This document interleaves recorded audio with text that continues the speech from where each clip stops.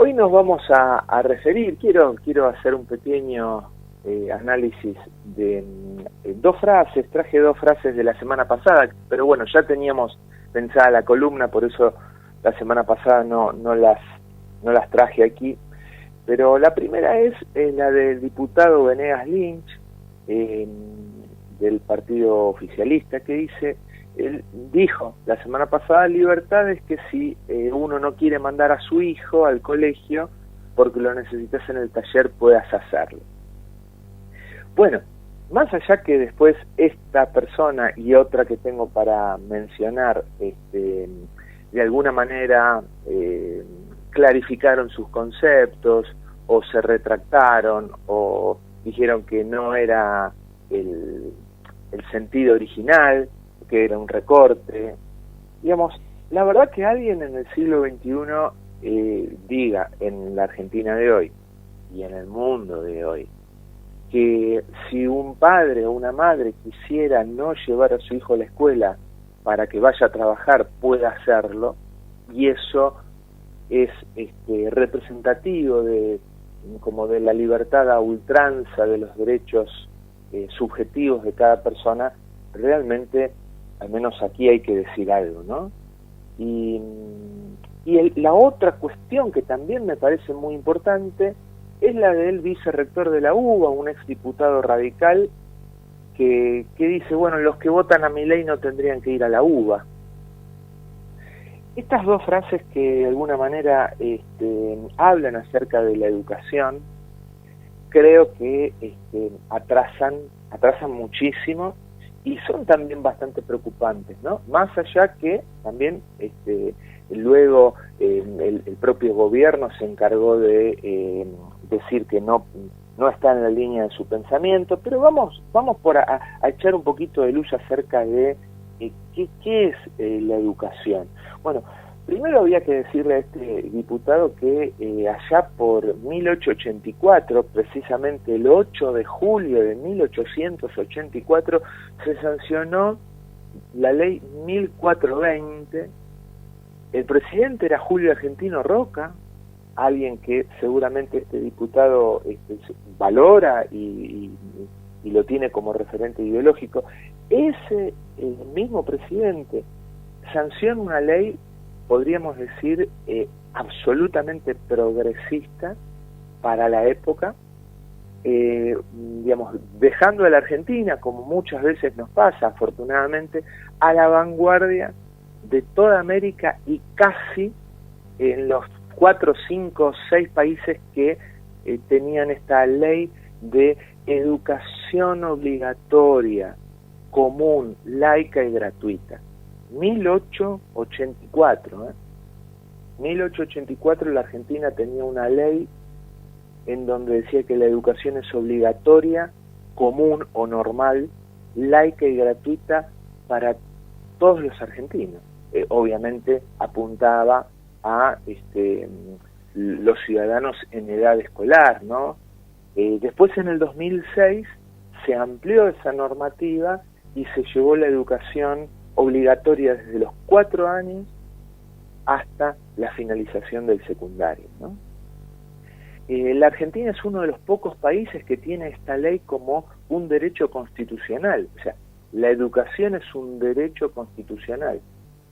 Pero no solo eso, sino que la Argentina, mucho antes de 1948, cuando se creó la Organización de las Naciones Unidas, y se puso en 1948, después de la Segunda Guerra Mundial, esa Carta de Derechos del Hombre, donde la educación era un derecho humano. Fíjate que estamos hablando casi 70 años antes que las Naciones Unidas. Argentina tenía una ley, repito, de educación obligatoria, normal, laica y gratuita. En 1989, la Convención Internacional de los Derechos del Niño establece que todo niño y niña tiene derecho a estudiar, a jugar y a vincularse con pares. Entonces, cuando nosotros vemos que un niño o una niña no va a la escuela, que un puber no va a la escuela y está trabajando en el taller de su padre, como dijo este diputado, de alguna manera es una escena, si querés podemos ponerla así casi cinematográficamente, una escena del siglo XVIII, del siglo XVII, o si querés, de la Edad Media, donde, bueno, la educación estaba absolutamente destinada a algunos sacerdotes, algunos emperadores, o reyes, o burócratas, y el 95% de la población humana era analfabeta, prácticamente no sabía leer ni escribir, y se dedicaba a tareas agrícolas, a tareas del campo, eran artesanos. Digamos, en ese sentido, creo que ahí tenemos también una medida como para decir con mucho rigor académico, inclusive, que ese pensamiento o esa idea o ese desliz que ha tenido como mínimo atrasa 300 años, ¿sí? Como mínimo 300 años y quizás un poco más. Entonces, creo que siempre lo dijimos, inclusive acá en esta columna, inclusive criticando muchas veces quien habla a paros salvajes y el atravesamiento muchas veces político que tiene la educación en nuestro país, siempre hay que mantener esta idea de la defensa de la educación, repito, obligatoria, normal, laica, gratuita. La educación es un derecho humano, la educación es lo único que nos permite la movilidad social ascendente, ¿sí?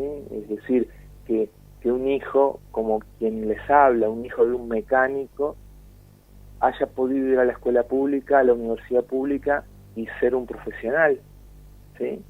Y esa movilidad social ascendente hace que, bueno, quienes venimos de familias laburantes, hoy estemos mejor que nuestros padres, social, cultural y económicamente, y que obviamente esa movilidad social ascendente hace que estemos mucho mejor que nuestros abuelos, ¿no?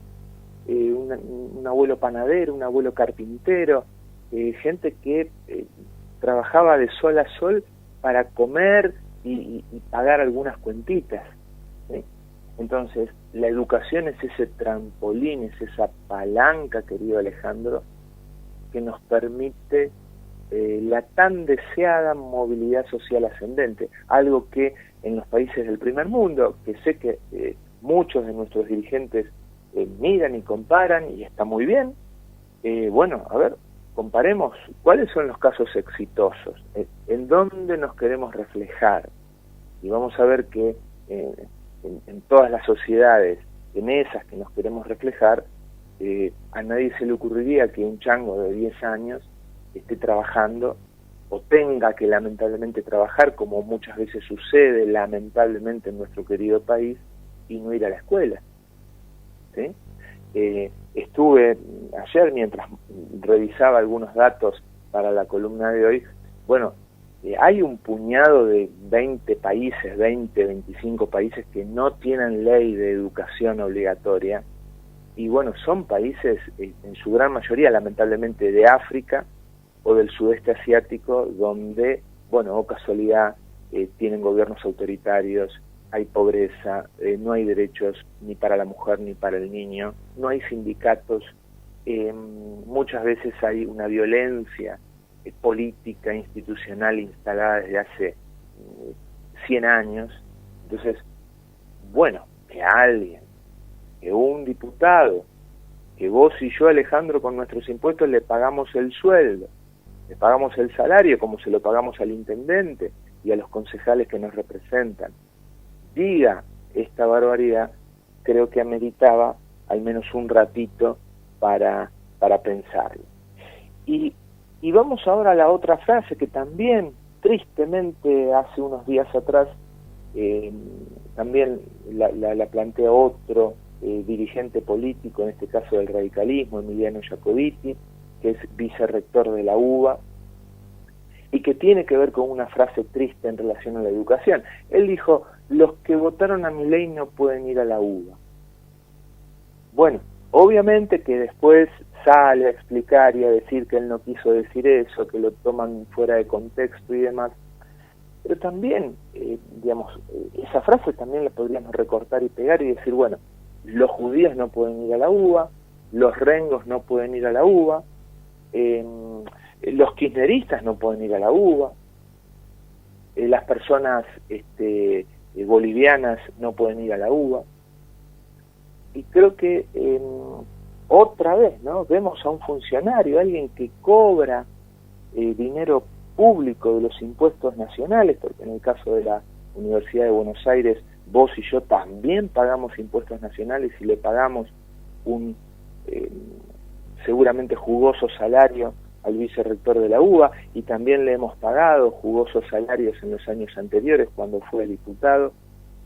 Que digan estas barbaridades realmente es preocupante, porque entonces vamos a esta cuestión elitista de la universidad o segregativa, en donde si vos perteneces a tal o cual grupo podés acceder a algún tipo de educación, y si no perteneces a ese grupo uno queda excluido, segregado, ¿no? No, usted no puede porque no pertenece a este grupo.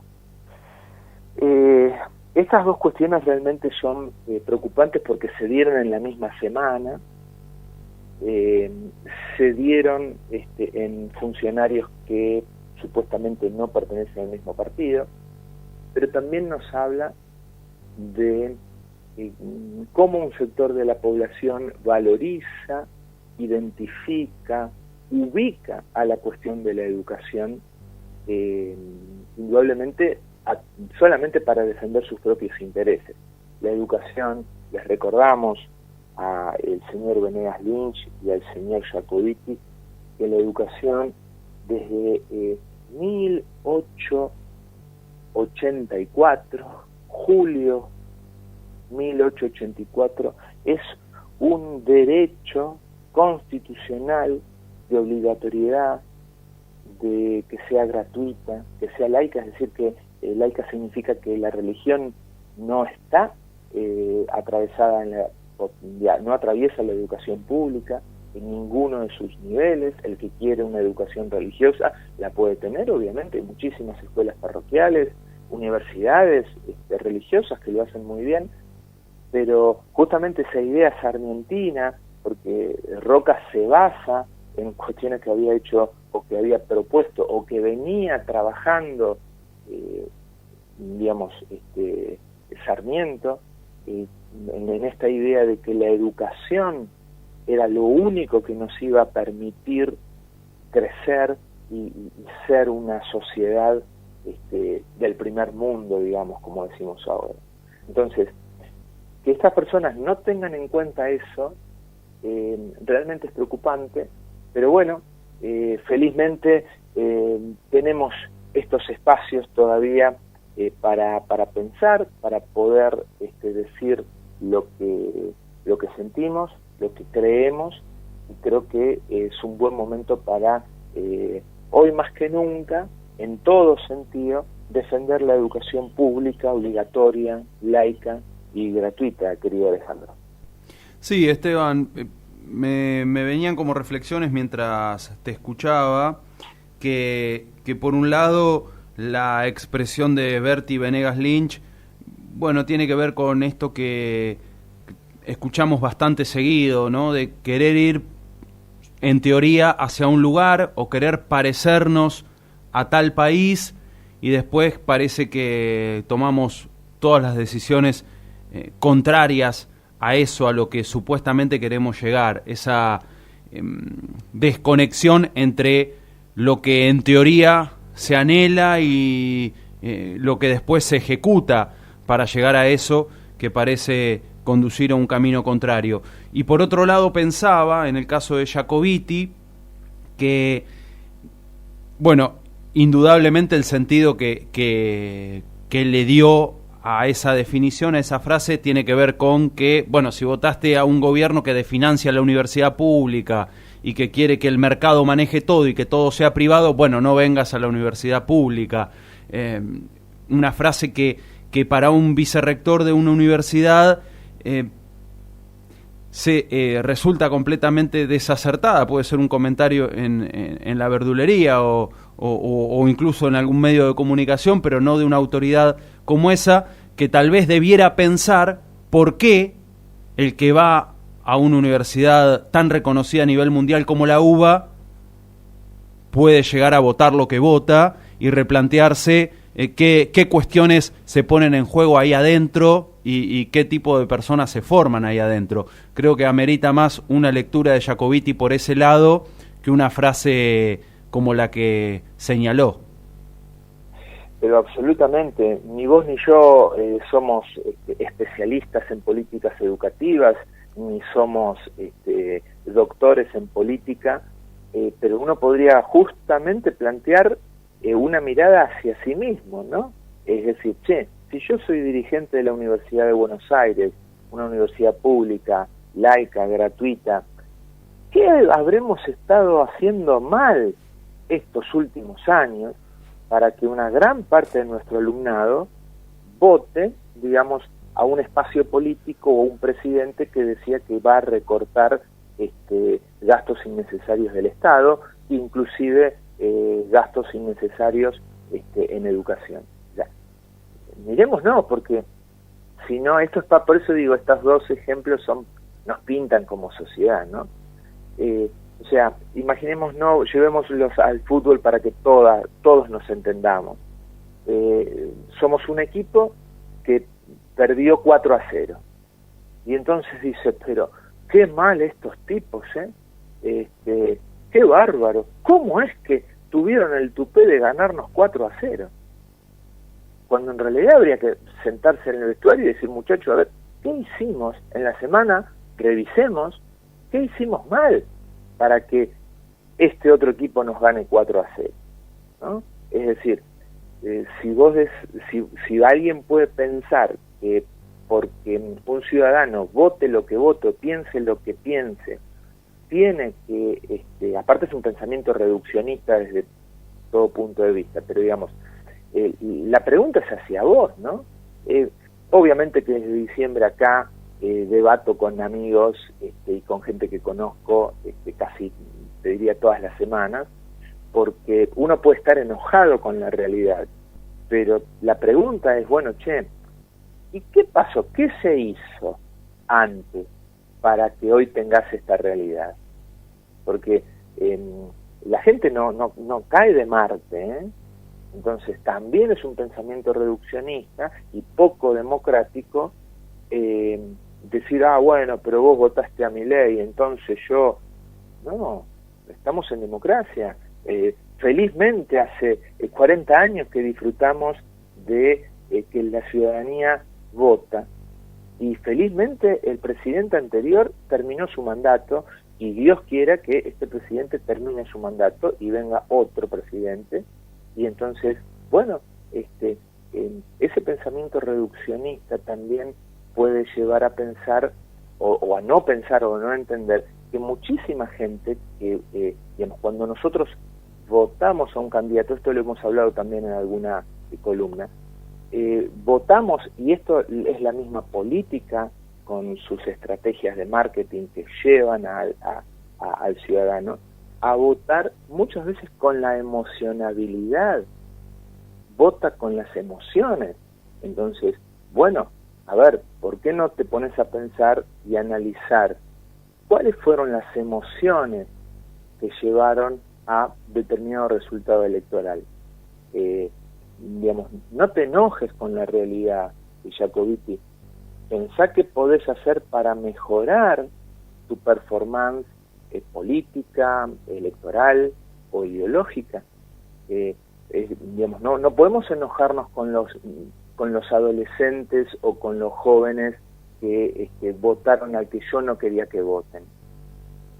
En última instancia, la realidad es un gran espejo. Cuando nosotros hacemos terapia, termino con esto, cuando alguien va e inicia un proceso terapéutico.